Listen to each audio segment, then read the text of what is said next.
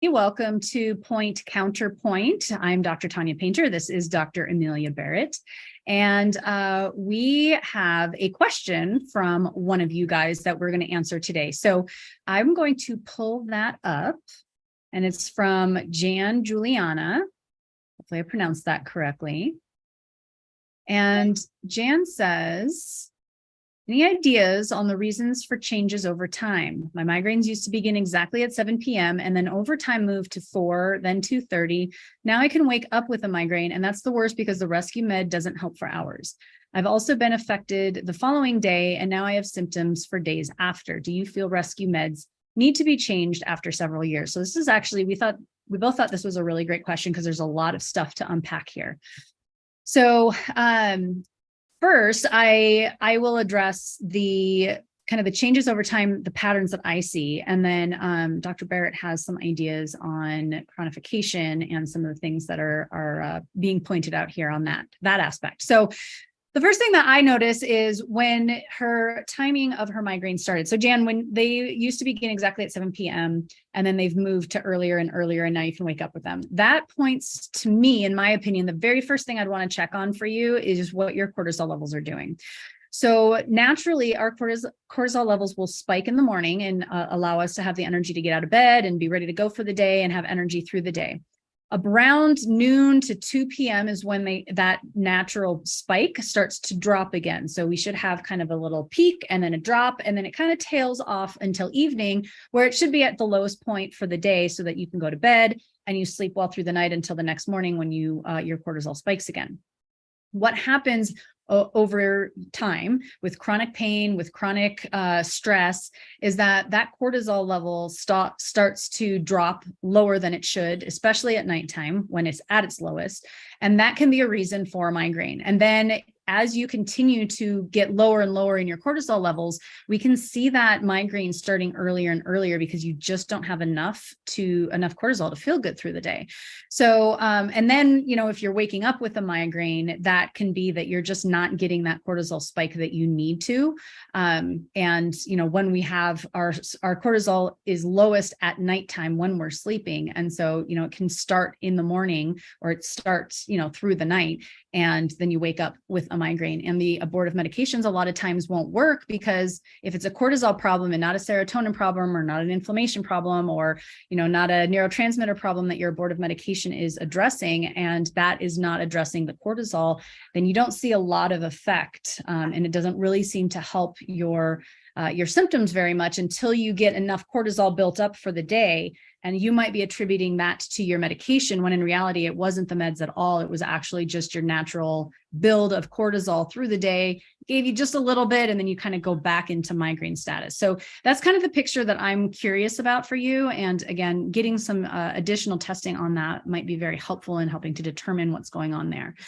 So, Dr. Barrett, you had a couple of points that came up for you when you read through this question. Would you share them with us?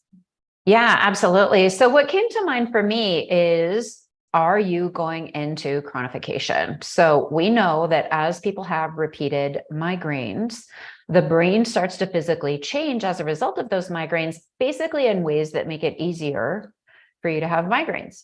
So it's almost like your brain is getting really good at the process of making migraines. Same as when you play piano over and over, you get better at playing piano.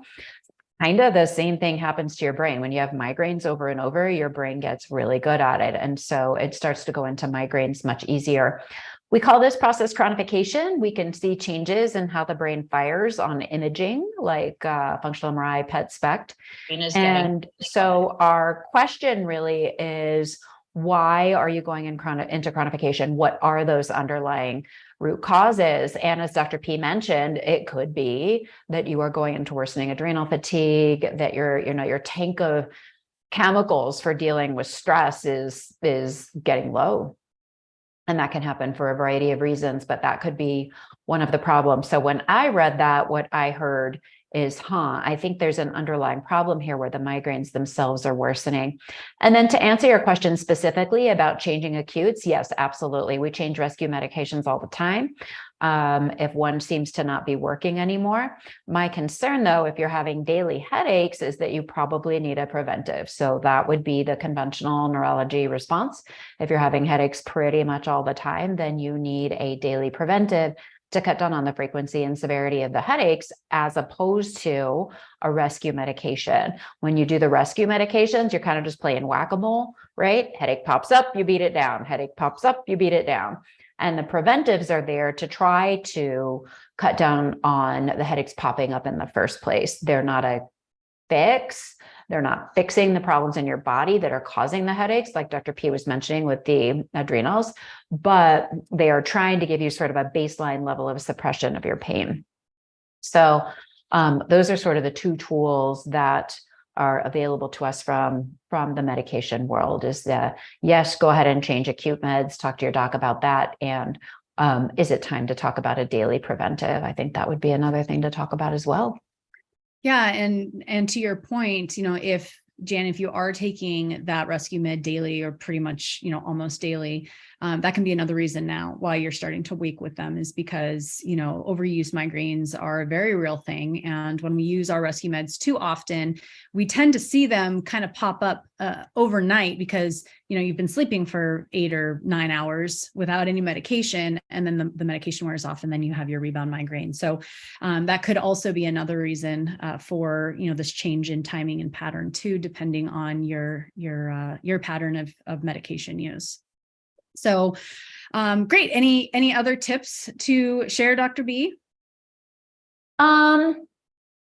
I think if you wanted to find out if this process is happening to you, this chronification process, I did develop a quiz which can help you answer that question. And you can find that at theheadachequiz.com.